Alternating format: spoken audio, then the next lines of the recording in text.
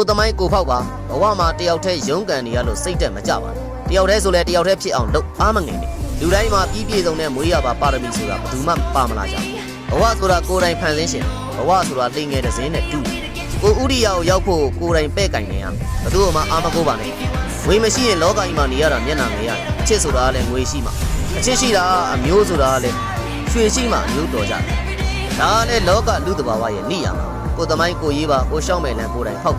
လူတိုင်းကလည်းကိုအစဉ်ပြေရင်ကြိုးစုံမဲ့သူရှိပေမဲ့ကိုအစဉ်မပြေရင်ဘယ်သူမှရေးမလို့ဘဝဆိုတာလက်တွေခံစားမှုမှကိုချင်းစားတတ်ကြတာဘဝဆိုတာနှိမ့်လိုက်မြင့်လိုက်ဘုံလုံးတက်လက်မှပြန်တက်လက်အမြဲတမ်းနှိမ့်ကြမနေပါဘူးအပြောင်းလဲဆိုတာအမြဲတမ်းရှိတဲ့ဓာတ်တွေကိုသင်ခန်းစာဖြစ်ယူတိုင်းကျင့်တတ်เสีย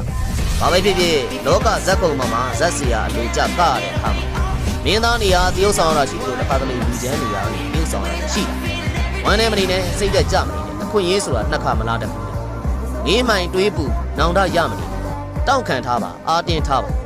ကန်ဆိုးခြင်းတွေပြီးရင်ကန်ကောင်းခြင်းတွေရောက်လာလိမ့်မယ်မုံတိုင်းပြီးရင်လေပြေလာသလိုမျိုးပေါ့အဓိကကတော့စိတ်သက်ခိုင်မာဖို့စိတ်သက်မကြောက်ဘူးဘဝကိုအရှုံးပေးမသွားဘူးအောင်မြင်တာရှိသလိုရှုံးနေတာလည်းရှိတတ်ပါတယ်အောင်နိုင်သည်ဖြစ်စေရှုံးနေသည်ဖြစ်စေ